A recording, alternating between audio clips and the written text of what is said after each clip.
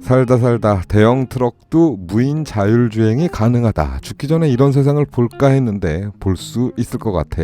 형들도 요즘 느낄 거야. 먼 미래가 급작스럽게 우리 곁으로 오고 있다는 것을. 그러나 이런 대형 트럭들이 사고가 나면 정말 큰 대형 참사가 일어나지. 근데 이들이 얘기하는 것은 사람이 운전하는 것보다 안전하다야. 게다가 화물 운송비도 사람이 운전할 때보다 20분의 1로 줄어든대.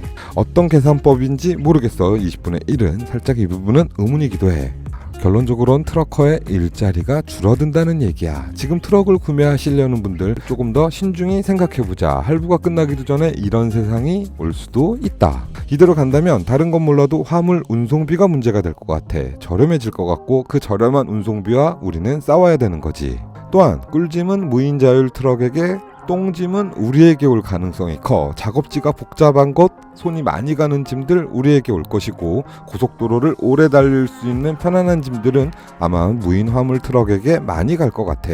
또한 고속도로를 오래 달리는 우리 컨테이너 트럭들 직격탄 맞을 수 있다. 내 차는 트레일러니까 아직 멀었어 라고 생각하는데 아니야. 오늘 영상을 봐봐. 미국은 지금 트레일러 트럭의 자율 무인이 이미 투입되고 있고 대한민국도 자율주행 트럭들이 테스트 중에 있다. 미국과 중국에서는 로보택시, 자율주행 택시 때문에 이미 택시 기사들의 일자리가 줄어들고 있는 현실이야. 그 다음은 어디? 바로 트럭이다. 미국은 택시보다 트럭 쪽에 자율주행, 무인 트럭에 더 많은 관심을 갖고 오래전부터 개발했고 이 회사가 이미 나스닥에 상장되어 있다. 자, 지금부터 어떤 자율주행 무인화 트럭이 운행되고 있는지, 어떤 기업들이 있는지, 대한민국은 어디까지 왔는지, 앞으로 우리는 어떻게 대비해야 될지 지금부터 조금 자세히 한번 풀어보자. 자, 얼마 전에 8시 뉴스에 자율주행 트럭이 운행을 한다라는 뉴스를 보고서 야, 저거 위험한데? 저거 얼마 안 가서 끝나겠구나. 저러다 사고 나면 바로 사라지겠구나 라는 생각을 하고 있었는데 이게 생각보다 우리나라뿐만 아니라 전 세계적으로 개발하고 투자하고 있어.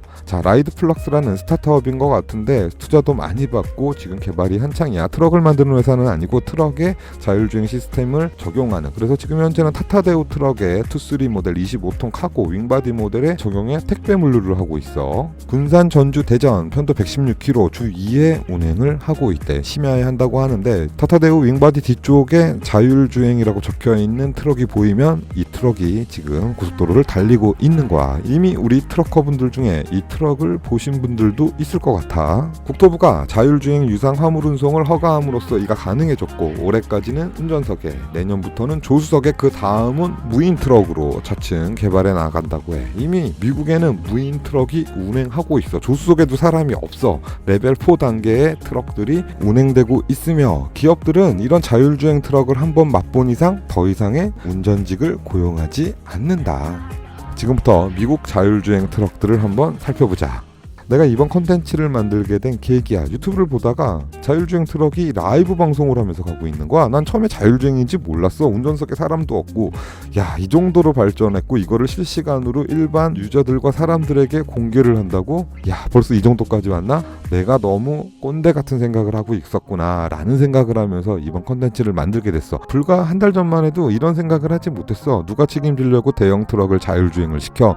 승용차들이 다 피해 다니겠구나. 만일 사고가 나면 책임은 등등 많은 걱정거리가 있었기 때문에 당장 다가올 미래는 아니라고 생각을 했어. 근데 한편 그럴 수 있겠다. 먼 미래의 얘기, 말도 안 되는 소리 하지마. 이런 걸로 어그로 끌지마.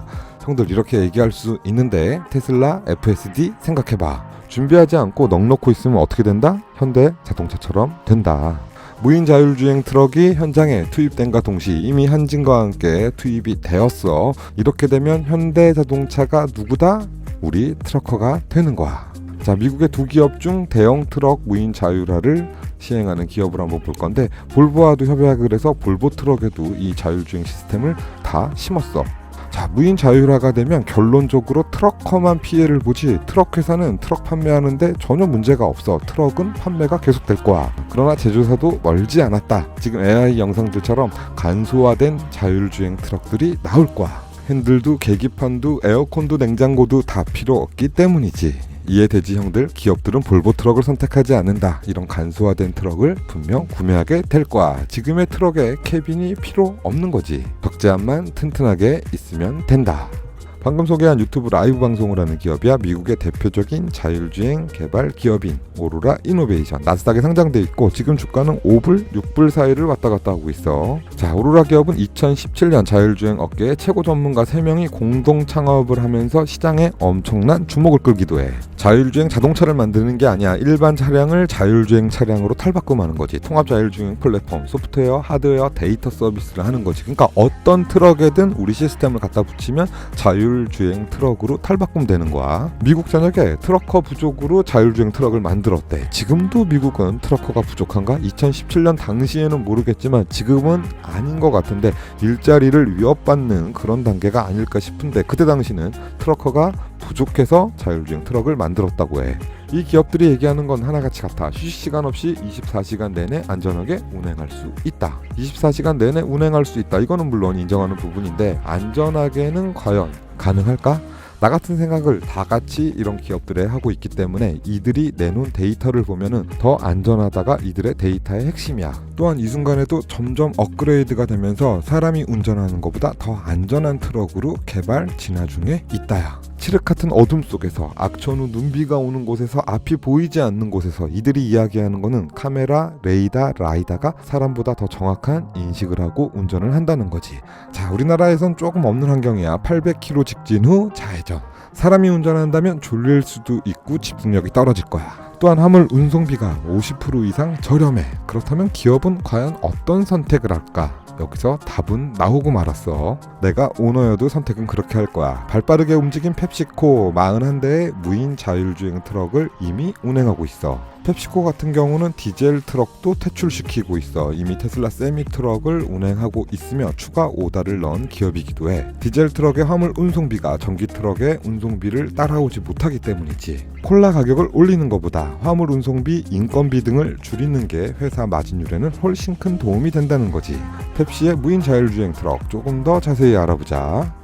미국 애리조나주에서 41대의 무인 자율주행 트럭이 운행하고 있어. 지금 보는 트럭이야. 정시 도착률이 여러분들 놀라지마 99%에 달하며 아직까지 작은 사고조차 없었다고 해. 사람이 운전한다면 8시간 이상 운전을 할 수가 없어. 그러나 지금 보는 트럭은 24시간 풀로 운행이 가능해. 펩시코에서는 지금의 트럭을 미국 전역에 투입하는 것이 아마 목표가 아닐까. 또한 펩시코 관계자들은 유레카를 외치지 않았을까? 지금 트럭을 보고 내가 대표라도 야, 이런 트럭이 세상에 없는 트럭이 나타난 거지. 지금 이스지에 설치되어 있는 자율주행 시스템 가틱 스타트업인데 좀 더 알아보자. 실리콘밸리를 기반으로 한 중소형 트럭의 자율주행 트럭을 개발하고 있어. 처음에 언급한 대형 트럭의 자율주행 오로라는 중장거리, 미들 트럭을 개발하는 가틱은 도심의 물류창고에서 소매점까지 라스트 마일을 책임지고 있는 거지. 가틱은 완전 무인 상용 배송을 북미 최초로 성공시킨 기업이기도 해. 오로라는 대형 트럭, 트레일러를 포함한 클래스 8의 자율주행 트럭을 개발 중에 있고 가틱은 중소형 트럭을 개발하고 있어.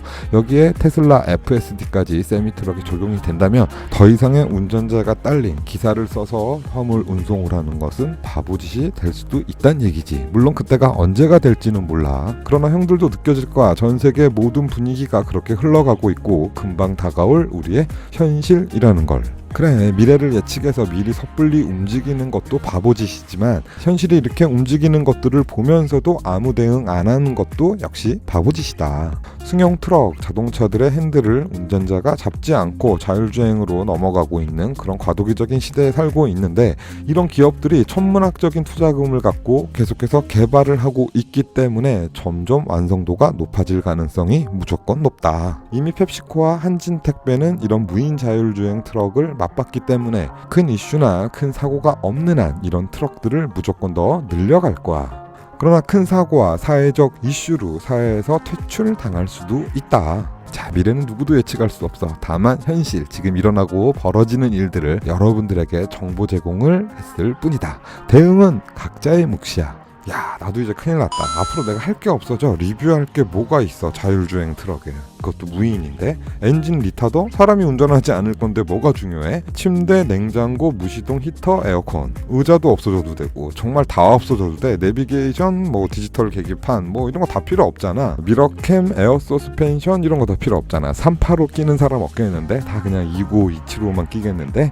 타이어 회사도 조금 타격이 있을래나? 자, 이렇게 되면 운전자들의 제보도 없어지겠어. 아, 그리울 텐데 말이지. 아, 혹시 알아, 또 로봇이나 AI가 제보를 주려나? 씁쓸하구만.